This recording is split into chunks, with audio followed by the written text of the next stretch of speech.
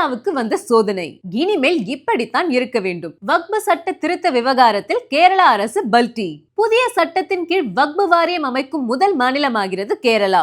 ஒன்றிய பாஜக அரசு அறிமுகப்படுத்தியுள்ள வக்பு திருத்த சட்ட மசோதா 2025 கடந்த வாரம் நாடாளுமன்றத்தின் 2 அவைகளிலும் நிறைவேறியது.